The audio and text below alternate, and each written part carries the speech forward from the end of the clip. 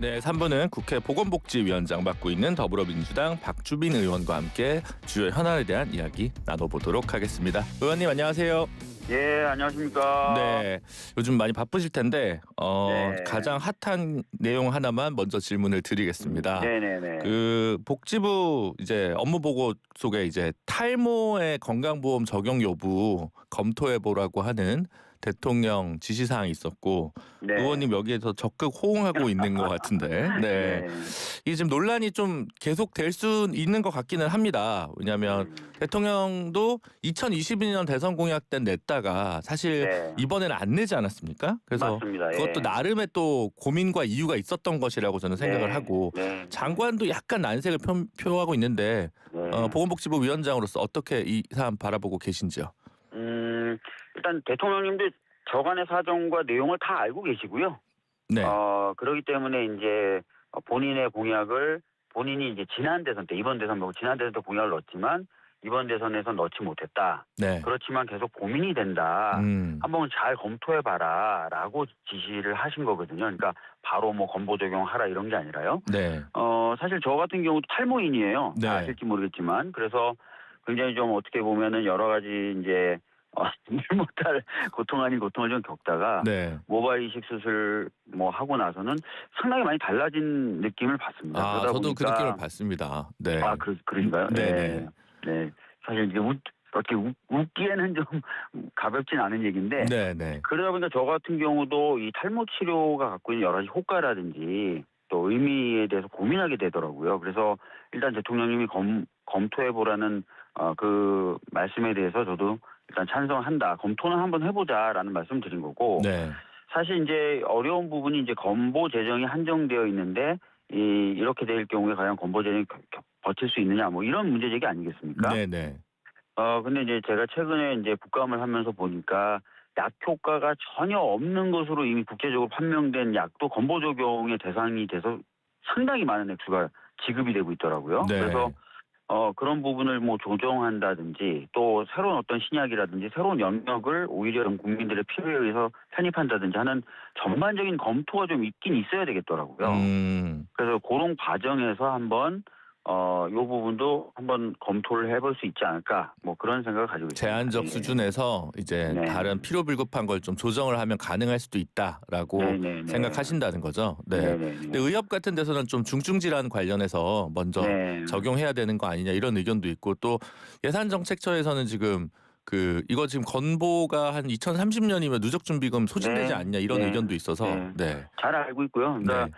건보 재정이 굉장히 이제 취약해져 가고 있다는 거 누구보다도 잘 알고 있고요. 그리고 뭐 중증 질환자에게 우선적으로 적용돼야 된다는 거 잘 알고 있고요. 그래서 제가 이제 몇 가지 말씀을 드렸던 거 아닙니까? 네. 현재 건보 재정이 쓰이는 데를 봤더니 아까도 말씀드렸지만 한 가지 예이긴 하지만 세계적으로 이미 여러 학술 논문에서 이거는 의약품으로 보기 어렵다라고 분류가 된 그런 약도 의약품으로 여전히 분류가 돼가지고 수천억 규모의 건보 재정의 지원을 받고 있더라고요. 그러니까 네. 그런 부분도 어차피 조정을 해야 되고 또 많은 분들이 얘기하시는 것처럼 신약 부분도 새로 좀 편입이 돼야 되고 또 기존에는 의학의 영역이 아니었다가 이제 변화된 상황에 따라서 의학의 범위로 이제 분류되는 범위도 있을 거 아닙니까? 그런 부분은 또 포함시켜야 되고 그러니까 끊임없이 이제 조정과 재조정이 네. 그런 과정 속에서 한번 검토를 하자는 말씀입니다. 네, 네. 너무 그 경증 질환에서도 오히려 좀 환자 비용 부담을 좀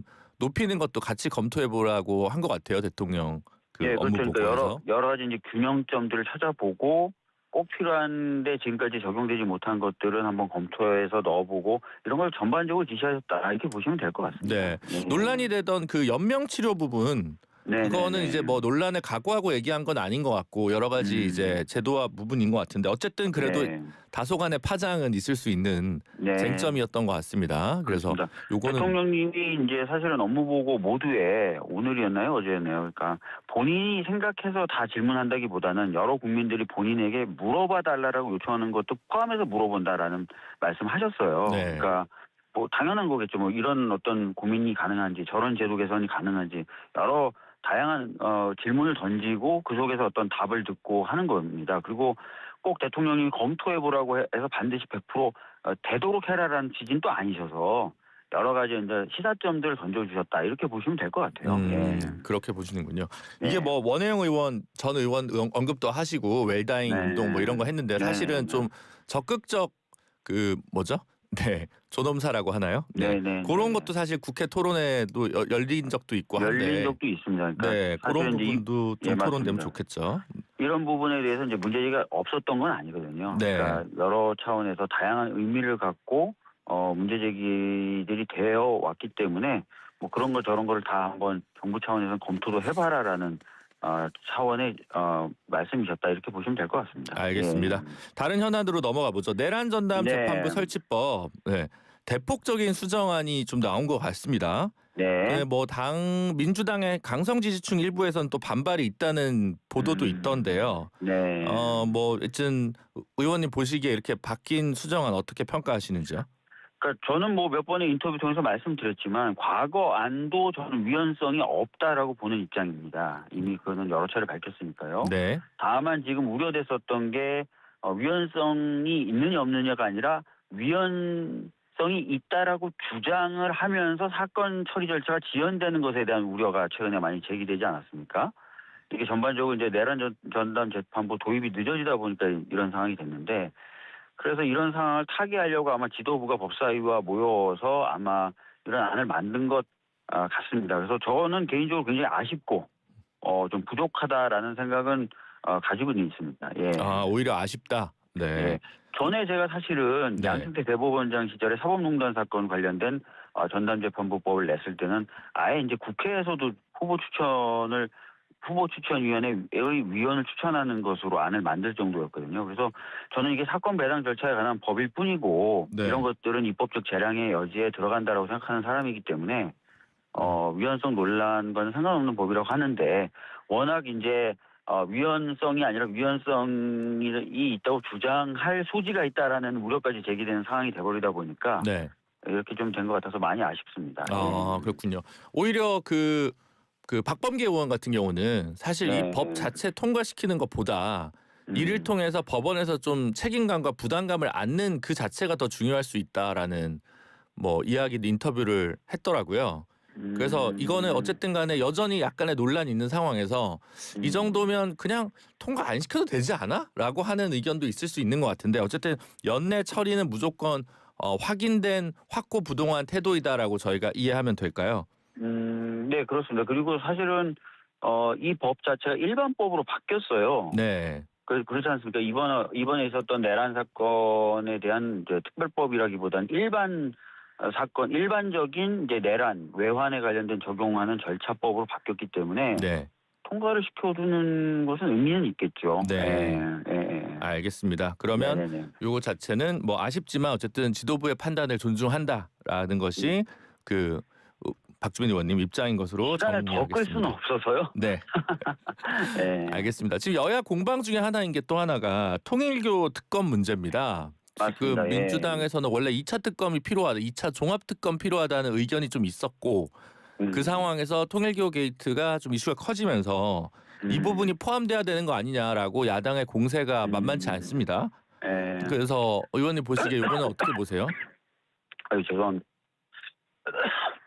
근데 아시는 것처럼 특검이 이제 받아들여지려면 보통 수사기관이 수사 의지가 없다거나 네. 이런 경우에 문제가 되지 않습니까? 근데 지금은 경찰이 이 사건을 넘겨받은 다음에 며칠 만에 수사팀을 바로 구성하고 그다음에 대규모 압수수색을 하고 있고요. 출국 금지를 다 시켰어요. 그래서 수사에 상당히 이제 그 열의를 보이고 있는 상황이기 때문에 일단 경찰의 수사 결과를 지켜보는 게 맞다라고 생각합니다. 이 부분은. 그러면 아직은 특검을 얘기할 단계가 아니다. 네네. 근데 이런 상황에서 그럼 그래도 2차 통일교 부분이 빠진다면 네. 그걸 빠진 상황에서 2차 종합 특검을 추진할 어떤 추진력이나 동력도 좀 잃어버리지 않을까요? 왜냐하면 2차 특검의 내용은 그럼 국수본에서 똑같이 하면 되지 않냐라고 하는 반론이 가능하잖아요. 근데 이제 지금 이제 우리 당에서 얘기하는 2차 특검이라고 하는 것은 1차 특검이라고 하는 세 개의 특검이 했던 부분 중에 미진한 부분을 좀 모아서 하는 그런 특수성을 갖고 있는 특검을 얘기하는 거지 않습니까? 네. 그리고 지금 말씀하셨던 통일교 관련된 부분은 아마도 정치권에 이제 광범위하게 영향을 미친 대통령님이 이제 국무회의라든지 업무 보고받은 차원에서 말씀하셨던 종교 집단이 집단적으로 뭔가 정치계에 영향을 미치려고 했던 부분이 되는 거라서 네. 성격이 좀 완전히 좀 다른 거라서 이거를 뭐 하나로 묶어서 뭐 특검을 할 때는 처리를 하자라고 얘기하는 건 좀 맞지 않을 것 같은데요. 네. 그렇게 보신다. 근데 네. 어쨌든 이 여야 비중 있는 정치인 이름이 많이 거론이 되고 있습니다. 뭐 전재수 네. 장관도 있고 정동영 장관도 있고 나경원 네. 대표도 있고 그러면 이 통일교 관련된 이슈가 내년 지방선거 전까지 완전히 깔끔하게 마무리되기는 어려울 것 같은데 요게 가지는 서울시장 혹은 뭐 지방선거에서 주는 영향력이 어느 정도 있지 않을까라고 생각이 들기는 하거든요.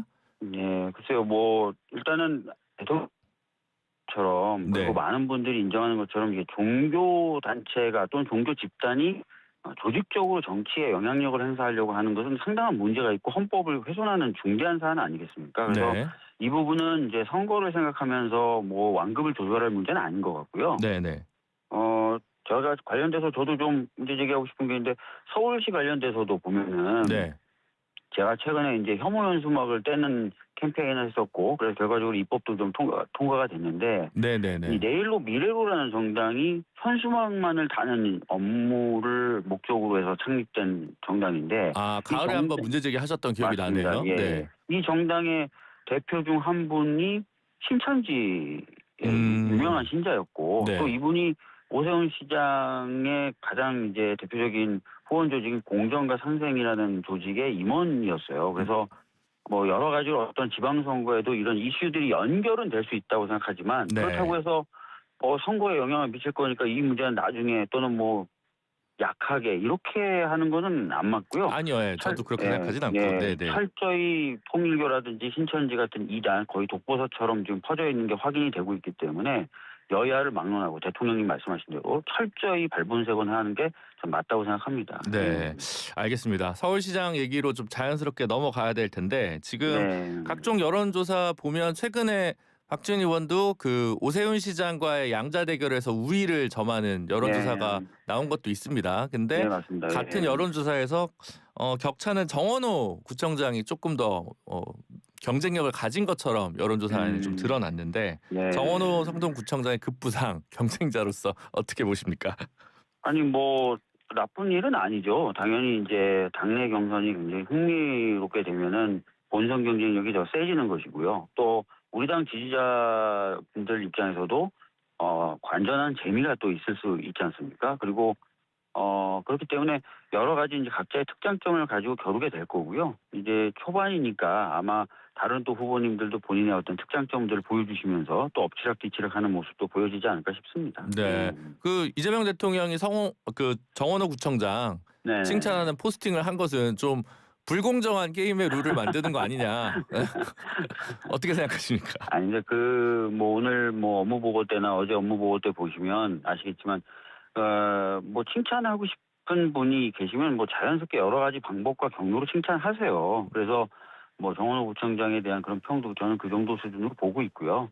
뭐 칭찬이라는 것으로 치면은 뭐 다양한 방식으로 칭찬하는 게 오히려 더 좋은 거겠죠. 예. 네. 알겠습니다. 그 어젠가 그 이틀 전인가요? 한국부동산원에서 네. 지금 서울 부동산 누적 상승률이 8점 몇 프로?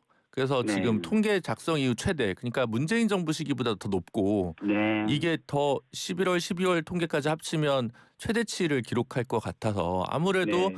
내년 지방선거에서 주택 문제, 부동산 문제가 좀 이슈가 될 것 네. 같습니다. 네. 관련해서 좀 어떤 대책이 필요할 거다라고 네. 지금 선거 준비하면서 가신 생각은 어떤 건가요? 예, 뭐 일단은 이제 정부 차원에서 보면은 11호 대책이라든지 97 대책이라든지 이런 것들 통해서 일단은 급한 불을 좀 끌려고 하고 불을 좀 잡아놓지 않습니까? 네. 물론 이제 세계적으로 유동성이 많이 풀리면서 더 상승할 수도 있는 그런 좀 위태로운 상황이긴 한데요. 그리고 이어서 이제 정부가 이제 12월 중에 대규모 그러면서도 매우 구체적인 공급 계획을 발표할 예정입니다. 네. 그렇게 된다면은 약간 집값 상승세, 뭐 불안감에 대한 상승이라든지 이런 부분들은 좀 잠재울 수 있을 것이라 보여지고요.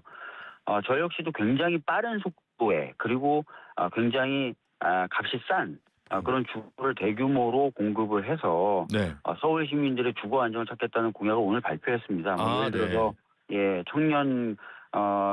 청년의 경우에는 보증금 1,000에 월 50 정도의 투룸 이런 규모의 주택을 3년이나 4년 후부터는 대략 1년에 10,000호 정도씩 공급을 하겠다. 제가 그렇게 발표했고 네. 또 지분적립형 구조죠. 그래서 신혼부부들 같은 경우도 원하면은 주택을 소유할 수 있는 구조로 또 1년에 한 40,000호 정도씩 4년 정도 후부터는 분양에 들어갈 수 있게 하겠다는 공약을 제가 발표했는데요. 네. 이런 어떤 그 정책들이 좀 발표되고 그것에 대한 신뢰성을 시민들이 갖게 되면은 주택 시장도 좀 안정화되지 않을까 그런 생각 가지고 있습니다. 네. 근데 그 대통령도 이번에 업무 보고 때 그 얘기를 했던데 임대주택이 네. 만들어지지만 결국 다시 민간 분양으로 변화돼서 임대주택이 공급이 느는 것 같지만 전체 비율은 늘지 않는다. 이런 게 좀 있지 않습니까? 그래서 그러니까 저희가 지금 공공의 경우에는 이제 그런 구조도 있지만 공공이 그냥 소유하면서 분양하는 구조도 있지 않습니까? 네. 그래서 그런 어떤 물량도 좀 많이 늘리려고 하고 있기 때문에요. 그런 부분은 이제 공공 보유분으로 보시면 되겠죠. 네. 청년 주택 같은 경우도 사실 결국 한 10년 정도 지나면 또 이제 분양이 되고 이렇게 되다 보니까 그게 이제 보면은 기존의 모델이 좀 그런데 제가 지금 말씀드린 거는 네. 서울에 약 한 400개 정도의 공공 청사 등이 있어요. 네. 그중에 이제 30년이 넘은 경우는 재건축 재개발이 가능하지 않습니까? 그렇죠. 그래서 오류일동 주민센터 같은 경우도 30년이 넘어서 재건축을 하면서 약 180호의 청년주택을 공급했거든요. 그런 모델로 보면은 대략 한 200개 정도의 그런 어떤 청사들이 있더라고요. 그래서 그것만 그런 식으로 또는 그런 비율로 다시 이제 주택 공급을 활용하게 되면은 200에 200 정도 하면은 거의 4만 나오거든요. 이런 것들은 이제 공공이 갖고 있는 물량이고 네. 굉장히 저렴하게 공급할 수 있어서 아까 말씀드렸던 대로 대략 4년 정도 후부터는 1년에 10,000호 그 방식으로는 청년들에게 굉장히 값싼 그리고 주민센터나 이런 게 위치가 굉장히 좋아요. 대부분 다 역 그렇죠. 근처거나 어떤 도심의 핵심 부위에 다 배치돼 있기 때문에 아주 교통도 좋은 그런 곳에 청년들을 위한 대규모 공급 주택의 공급이 있을 것이다. 이렇게 말씀드리겠습니다. 네, 알겠습니다. 잘 준비된 정책도 다른 기회를 통해서 이야기 나눠보도록 하겠습니다. 네, 오늘 인터뷰 너무 감사합니다. 감사드립니다. 예, 감사합니다. 네, 지금까지 더불어민주당 박주민 의원이었습니다.